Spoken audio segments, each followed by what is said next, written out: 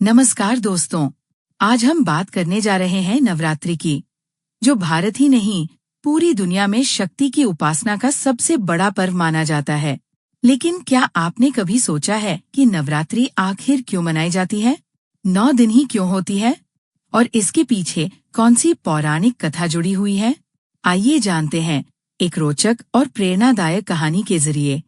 पौराणिक ग्रंथों के अनुसार बहुत समय पहले महिषासुर नामक असुर ने अपनी शक्ति और तपस्या से ब्रह्मा जी से वरदान प्राप्त कर लिया था। वरदान ये था कि उसे देवता, दानव या कोई पुरुष कभी न मार सके।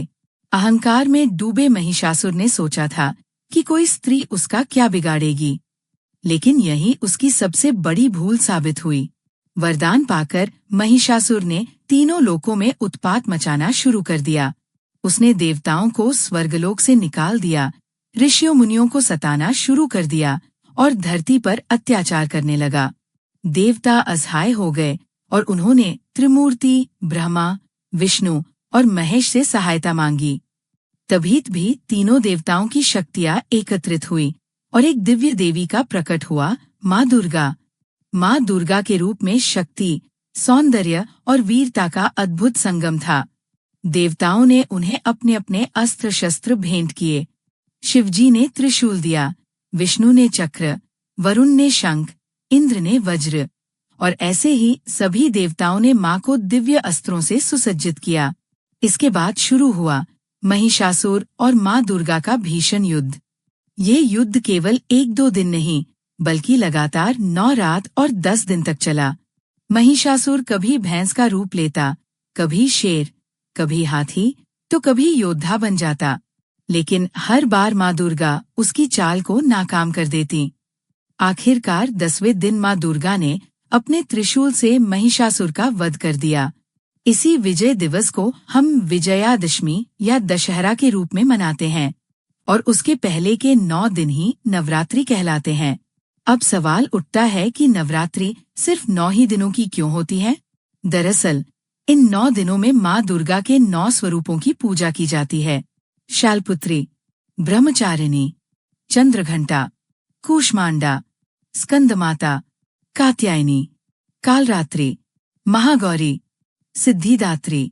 हर दिन का एक खास महत्व होता है। कोई साहस का प्रतीक है, कोई धैर्य का, कोई करुणा का और कोई सफलता का। इस प्रकार 9 दिन हमें जीवन के अलग अलग मूल्यों की याद दिलाते हैं। शास्त्रों के अनुसार नवरात्रि का समय ऋतु परिवर्तन का भी समय होता है। एक तरफ गर्मी से सर्दी की ओर और दूसरी तरफ सर्दी से गर्मी की ओर। ये समय साधना और तपस्या का सबसे उत्तम समय माना जाता है। कहा गया है कि नवरात्रि में उपवास, ध्यान और माँ की आराधना करने से मन शुद्ध होता है, शरीर निरोगी रहता है और आत्मा को आध्यात्मिक शक्ति मिलती है।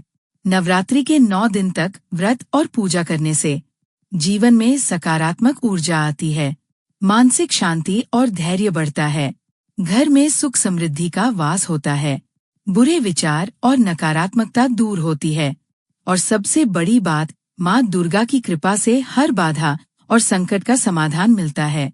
तो दोस्तों, नवरात्रि केवल एक पर्व नहीं है, बल्कि ये हमें याद दिलाती है कि चाहे अंधकार कितना भी बड़ा क्यों न हो, जब तक हमारे भीतर सत्य, साहस और भक्ति की शक्ति है, तब तक कोई बुराई हमें हरा नहीं सकती।